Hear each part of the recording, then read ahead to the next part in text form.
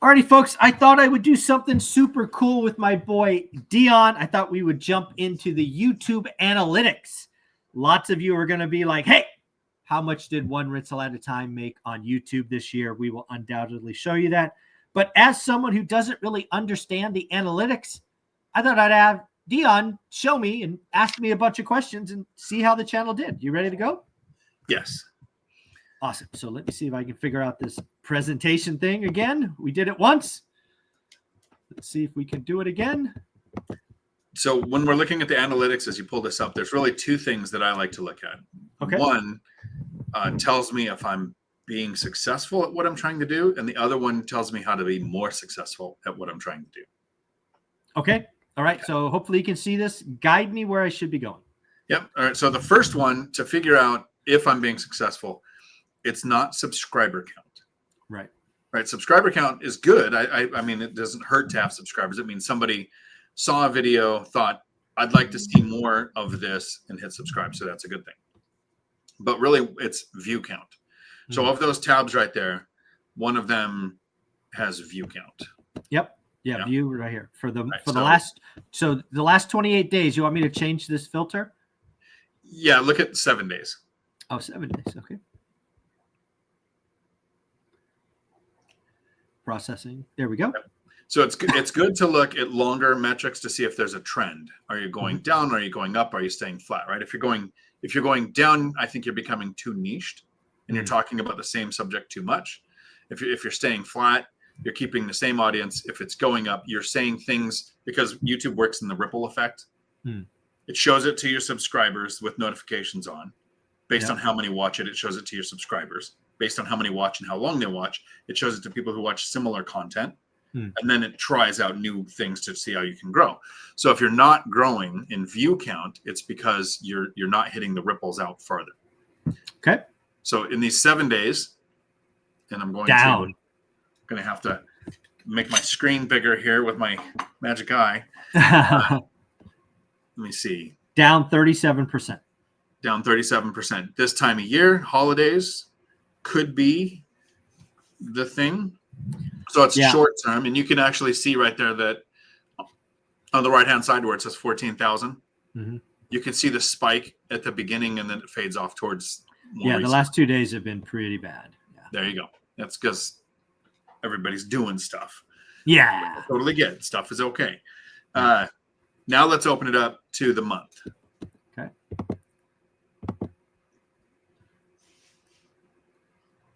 Processing. There we go. Okay, so the last 7 days looks like a decrease, right? But you're ending the month not very far off of where you started the month. Right.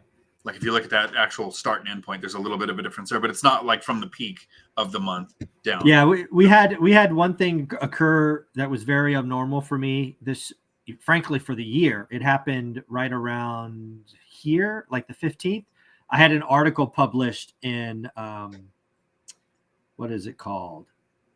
I don't know. I had Lance published an article. Yep. Lance Lambert published an article, and it took off. So I got a lot of new subscribers. If you look at subscribers, you can clearly see when that article landed. Right. So tracking things like that lets us know, first, that was effective. Yeah. How can you do that again? Right. Okay. So now we see the month kind of breaks down. You had a one-off event, but most of your month is consistently between 1 to 2 on that, whatever that is on the right there. Yeah. 1,000. Yeah. Per day. Right. Which is good. So now let's just skip to the whole year. And that was actually hours. I was on the wrong screen. So yeah, I would say I average about 10,000 views a day. Okay, there you go. That's what I would do. So what did you want me to go next? Sorry. From 28 days to the full year. So we'll look at what 2024 looked like for you. All right. So fairly consistent. There was a spike in the summer. It looks like May, June. Yeah. Yep.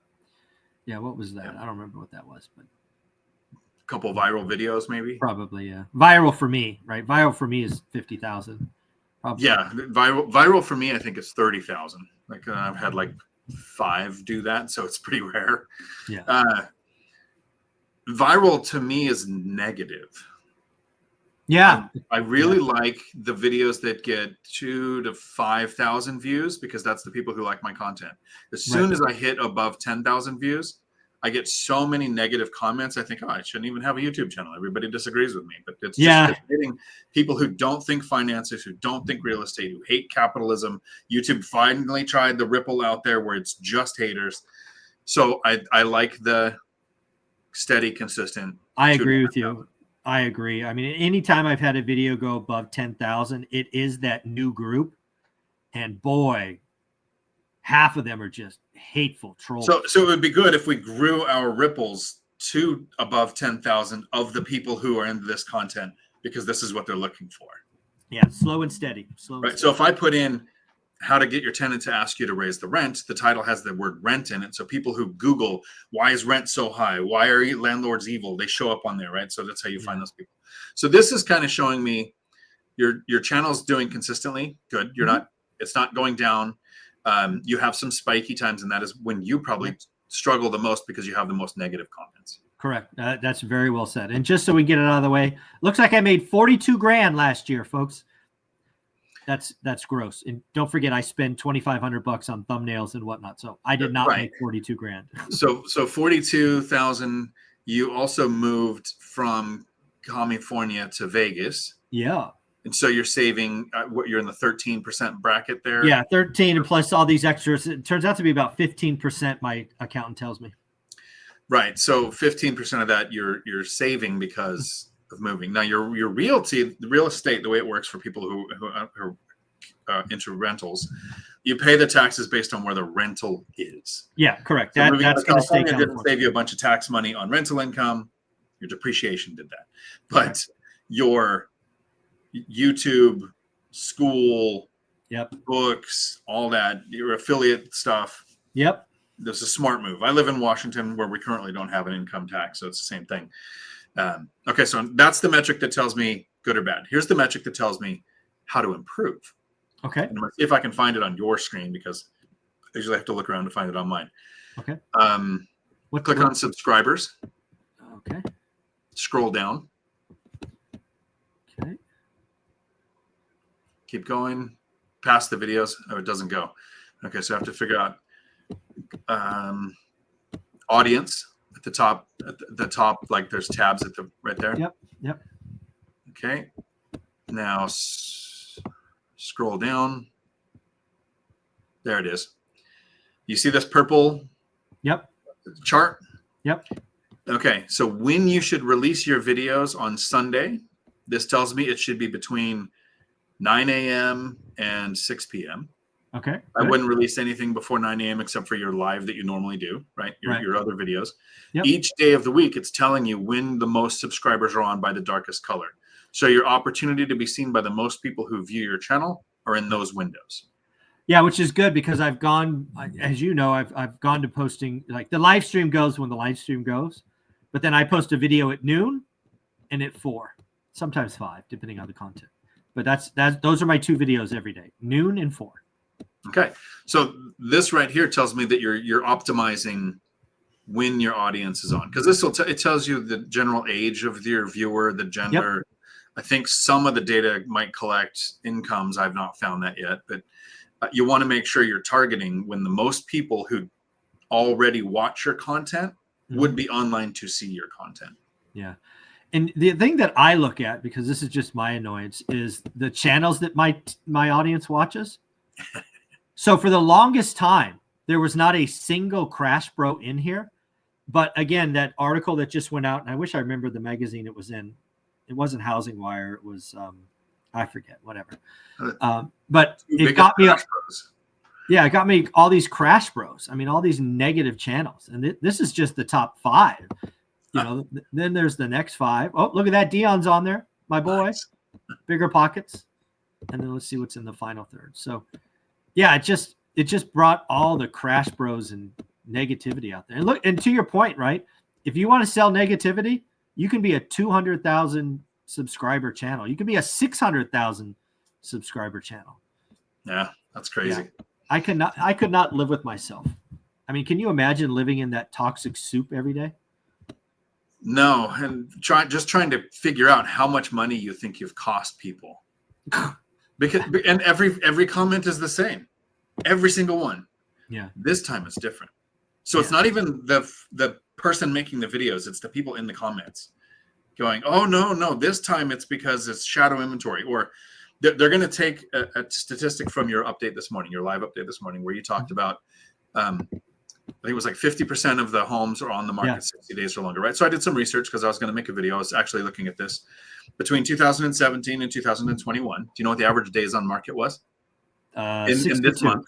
62. It was 60 this month. Yeah. So the average days on market in the winter is almost always 60 days on market. Yeah.